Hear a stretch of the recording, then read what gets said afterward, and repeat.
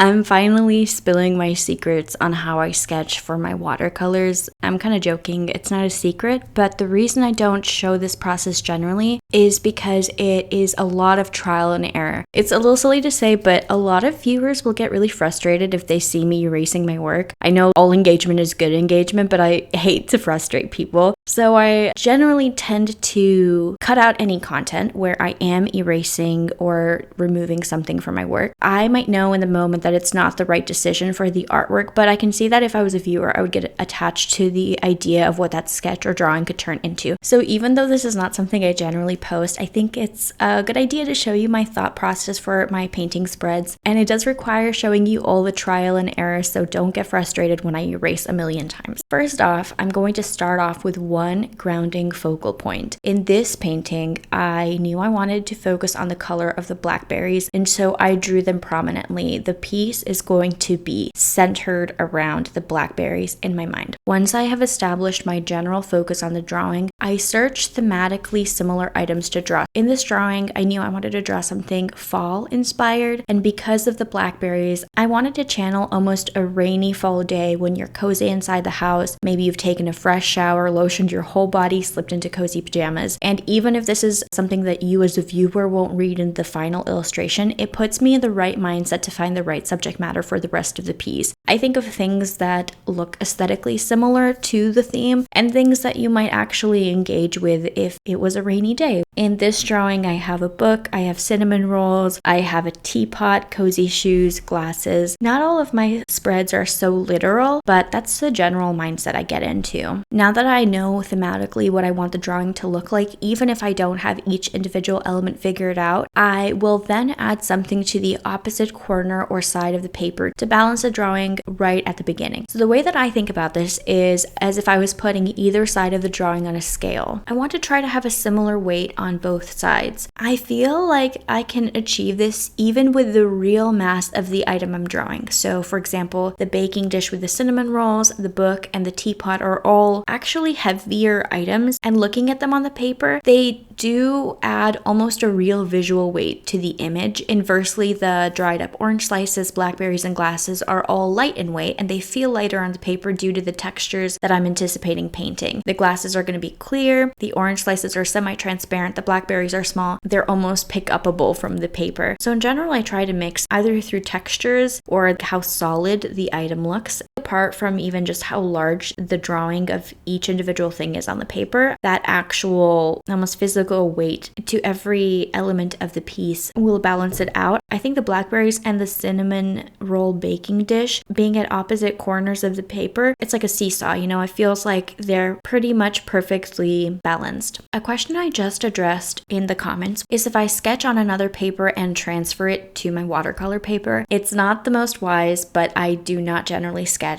this out on another paper for a couple of reasons. For one, I'm lucky with this paper because I don't find that it tears easily and I can erase. I also do draw with a light hand, especially focused to not forcefully push down on the paper with my pencil to physically dent the paper. I don't want the watercolors to collect and pool in those dents if that is the case. I also try to use bolder lines on the outside of the sketch and subtle guidelines inside of those outlines because I don't want to overwhelm the painting with the sketch. But I know I will outline each painting with my watercolors somewhat, so I can afford to have those crisp outlines to guide me. This might be a little bit obnoxious, but I'm at a point where I also do trust my ability to put down what I want on the paper. So I feel confidence when I draw a sketch that it will turn out the way I'm envisioning it to, especially if I am using a reference, which basically for all of these sketchbook spreads, I am using references. The goal is definitely to stray away from finding my references on Pinterest and being able to consistently take reference photos for myself, which is something I sometimes do, but let's be real, if I'm trying to draw cinnamon rolls and I have this exact image of what I want the reference photo to look like, I probably have not taken that photo myself. The goal is to stray away from Pinterest, but I generally find most of my references on Pinterest. You can follow me there to see the types of things I pin or to get a little bit of inspiration if you want to draw things that have the same vibe as me. There are two more things to address: the fillers and preparing the sketch for watercolors.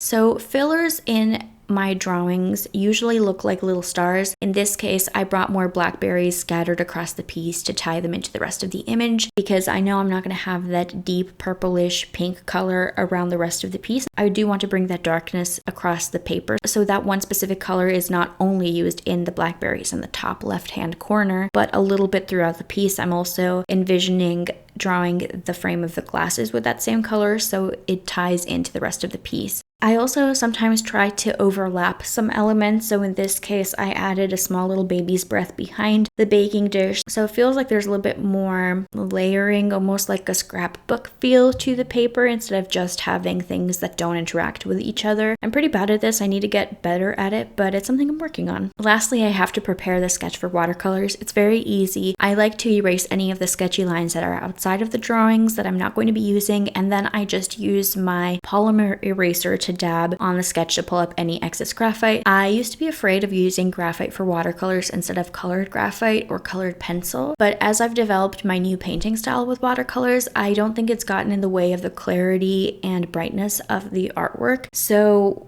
with lifting the graphite just a little bit, I find that it's a perfect base for my watercolors. The next video on Thursday is going to be painting this piece, so stay tuned for that. I'm so excited for the end result for this painting. I hope I didn't jinx it by showing you the sketch before I actually have started working on the painting, because I feel like every single time I show a work in progress, I somehow mess it up and need to start over. So hopefully that's not going to be the case for this piece. But that pretty much sums up my sketching process for my watercolor pieces. I employ a similar method for my graphite sketchbook spreads, but I more so concern myself with textures and sometimes values. Worrying about the colors is a little bit more difficult, I think, but it feels like the end result is so much more rewarding by putting in that extra bit of thought into the color scheme of each piece. As you've seen in this process, sometimes I'll draw something and erase it because it just sort of doesn't fit into the little space that I need it to fit into. A lot of the time when I have my main elements figured out for the piece already and I'm trying to place some smaller sketches in between all those larger drawings, I think about the general shape that I need this to be in for it to fit nicely into the whole composition, to have space to breathe around the rest of the elements and to not kind of look awkward or out of place. And so you'll see me erasing quite a couple of times, even just getting the glasses to have the right placement. It was a little bit frustrating because I don't like drawing glasses, but that extra time to make sure that everything is in the exact place that I want it to be really makes the drawing special and sets me up for success in the watercolor painting process. Let me know if this was helpful for you, if it was aggravating seeing me erase so much of the time, and stay tuned for the painting process coming on Thursday to see the colors that I choose for this piece. If you have any questions about my painting process, leave them down below and maybe have that